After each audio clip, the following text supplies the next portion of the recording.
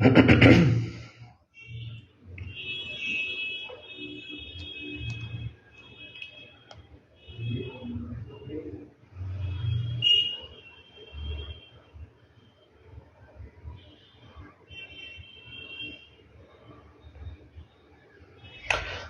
News 18 বাংলার digital পেজে আপনাদেরকে স্বাগত। আপনাদের সঙ্গে রয়েছি আমি আবির।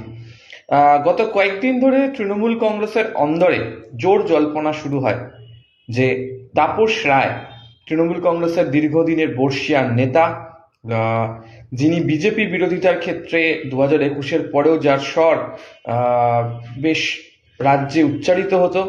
এছাড়া লোকসভা নির্বাচনের পর থেকে সামনের সারিতে তাকে উত্তর 24 পরগনার একাধিক রাজনৈতিক কর্মসূচিতে লক্ষ্য করতে পারা যেত এবং বিজেপি বিরোধিতার ক্ষেত্রে যারা সরব রয়েছেন তাদের মধ্যে অন্যতম তিনি নেতা ছিলেন।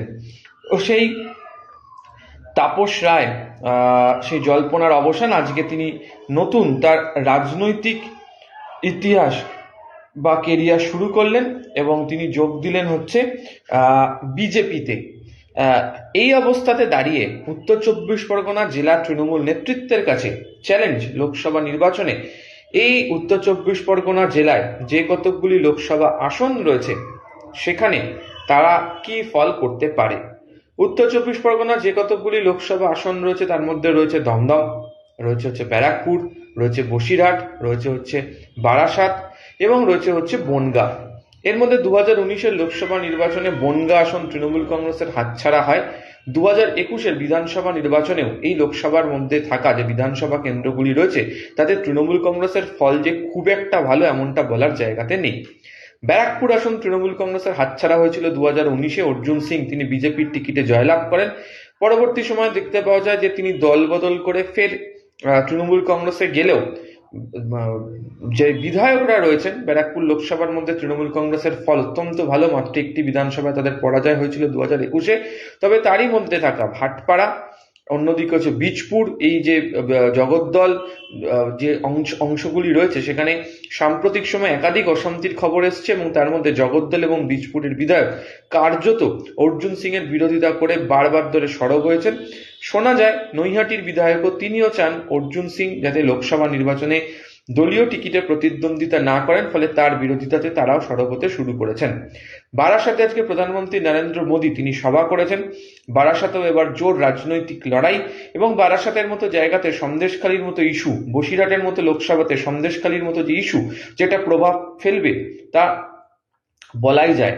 এই পরিস্থিতিতে দাঁড়িয়ে একদিকে জ্যোতিপ্রিয় মল্লিকের গ্রেপ্তার, শাহজাহানের গ্রেপ্তার এবং অবশ্যই আমরা যেটা দেখলাম সেটা হচ্ছে তাপস রায়ের দল বদল করা রাজনৈতিকভাবে তৃণমূল কংগ্রেসকে উত্তর 24 পরগনার মতো জায়গায় যথেষ্ট চ্যালেঞ্জের মুখে ফেলছে।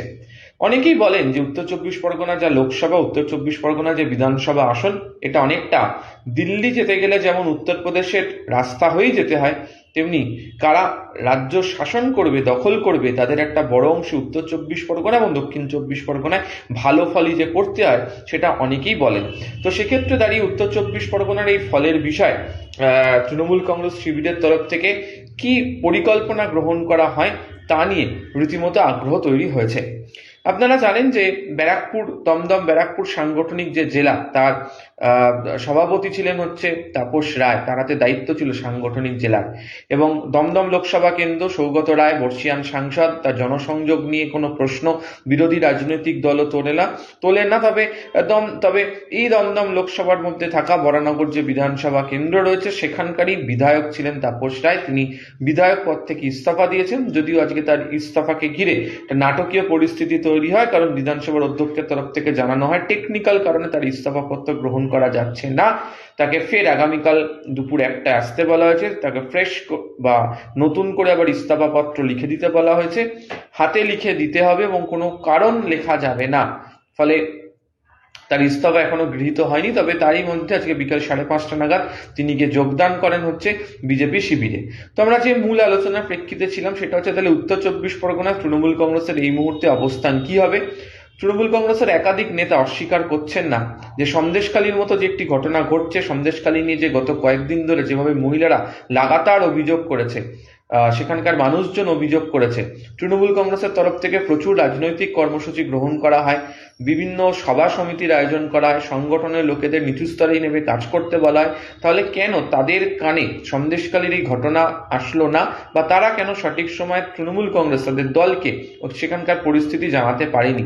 ফলে স্থানীয় নেতৃত্বের যে আচরণ, তাদের যে কাজ, তাদের যে সাংগঠনিক ভূমিকা, তা নিয়ে ইতিমধ্যেই প্রশ্ন উঠতে শুরু করেছে। একই কথা তাপস রায়ও তার ইস্তফা দেওয়ার কারণ বা দল ছেড়ে যাওয়ার কারণ হিসেবে তিনি উল্লেখ করে তিনি গিয়েছিলেন।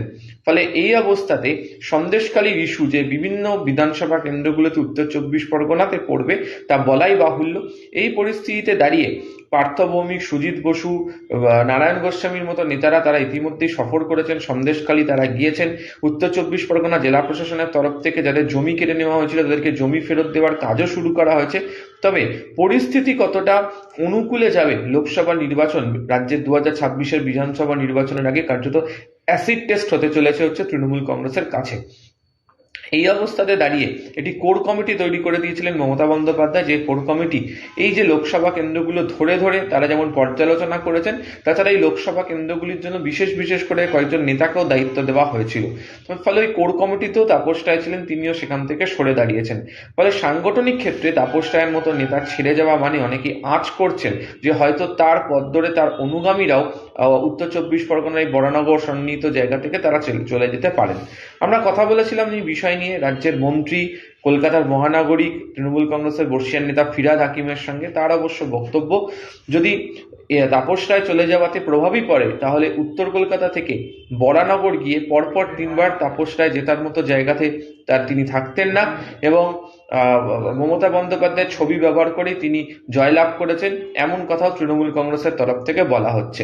ফলে সব মিলিয়ে তাপস রায় ছেড়ে যাওয়া, উত্তর চব্বিশ পরগনার একাধিক নেতার অবস্থা, তার সমস্ত কিছুকে ঘিরে উত্তর চব্বিশ পরগনার রাজনৈতিক আবহ অত্যন্ত আকর্ষণীয় হতে চলেছে। রাজনৈতিক আবর্তের মধ্যে দিয়ে বিভিন্ন রকম ভাবে তৈরি হচ্ছে। সূত্রের খবর 10 তারিখে ব্রিগেড সমাবেশ রয়েছে, সেদিনকেও একটা আঁচ পাওয়া যাবে যে উত্তর চব্বিশ পরগনার মতো বৃহত্তর জেলা থেকে কত শতাংশ মানুষ তারা এখানে সে যোগদান তারা করছেন, এবং সেখানকার রাজনৈতিক বিষয় বা পরিস্থিতি নিয়ে তারা কি বক্তব্য রাখতে চলেছেন। এর সঙ্গে এই জেলাতে কাদেরকে লোকসভা কেন্দ্রগুলোতে প্রার্থী করা হচ্ছে তার উপরও অনেক কিছু নির্ভর করবে। তবে উত্তর চব্বিশ পরগনার মতো জায়গাতে তৃণমূল কংগ্রেস যে এই তাপসটায় চলে যাওয়ার পর আরো বেশি করে রাজনৈতিকভাবে সাংগঠনিক ক্ষেত্রে বিভিন্ন কর্মসূচি পালন করার ক্ষেত্রে জোর দিচ্ছে, তা মোটামুটি পরিষ্কার বলা চলে, এবং তাকে ঘিরে যে তারা এই রাজনৈতিক লড়াইয়ের ক্ষেত্রে সাংগঠনিক ক্ষেত্রে ধরে এগোনোর চেষ্টা করছে সেটাও স্পষ্ট। ফলে উত্তর চব্বিশ পরগনা অবশ্যই যে কোনো রাজনৈতিক দলের কাছে এটা এই মুহূর্তে আলোচনার কেন্দ্রবিন্দু। সেখানে তাপস রায়ের মতো নেতার দল ছাড়া বা ফুল বদল করা যে রাজনৈতিকভাবে লোকসভা নির্বাচনের আগে এই জেলার রাজনৈতিক সমীকরণকে আরো অনেক বেশি আকর্ষণীয় করে তুলল তা বলাই বাহুল্য। এই সংক্রান্ত তথ্য এবং খবরের জন্য অবশ্যই নজরে রাখবেন নিউজ 18 বাংলার ডিজিটাল পেজ।